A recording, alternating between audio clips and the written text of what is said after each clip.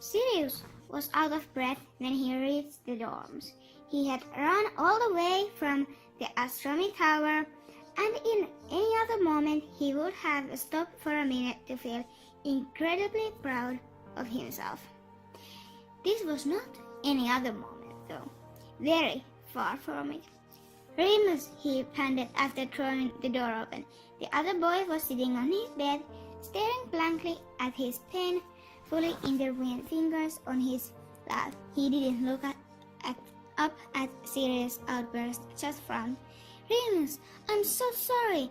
I swear, it's not what you think.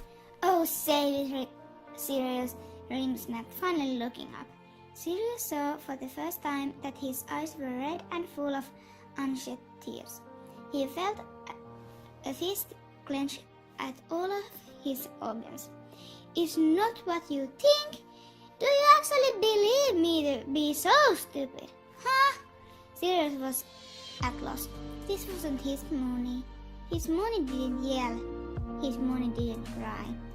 You have done it, the voice inside his head provided helpfully. You broke him. Suddenly, he couldn't breathe. Moony, please, hear me out.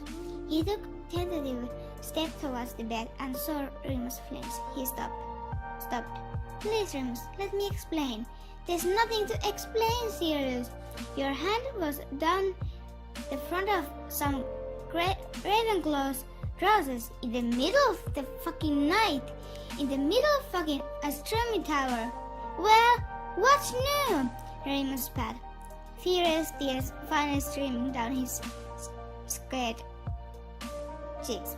I was worried, sick out of my fucking mind, because I couldn't find you anywhere, and then has the bloody map doing God knows what.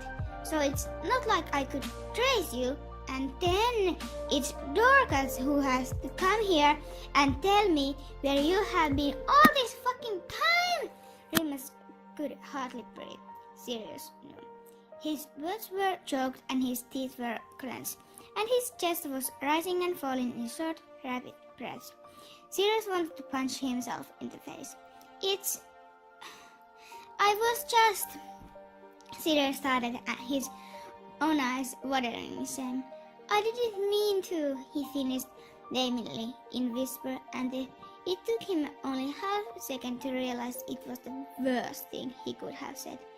Get out of my sight, Sirius Black, Remus said, his voice surprisingly calm, though there were still tears falling from his eyes.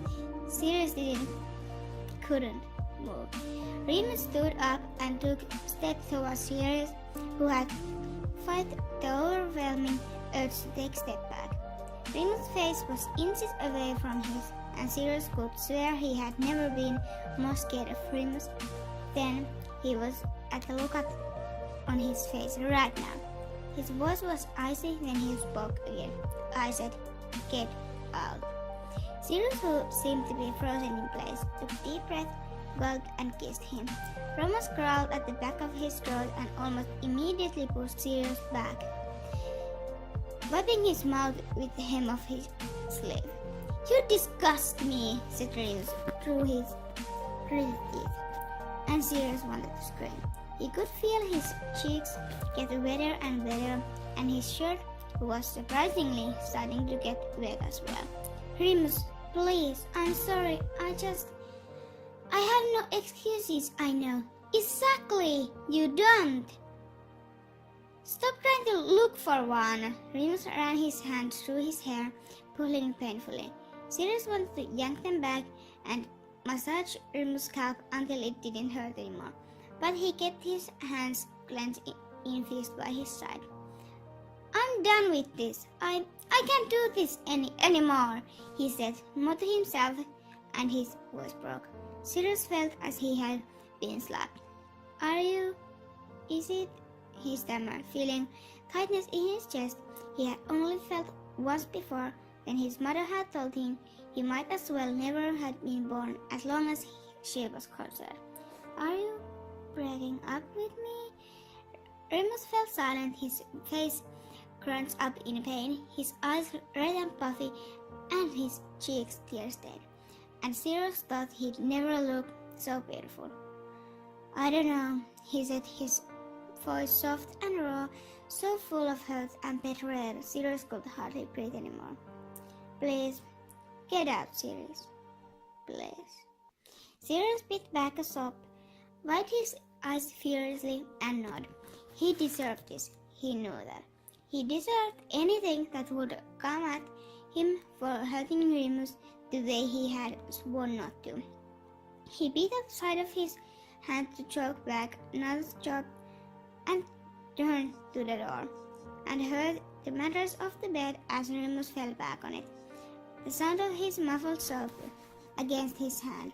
He didn't turn back once, and instead let the door close with a soft click.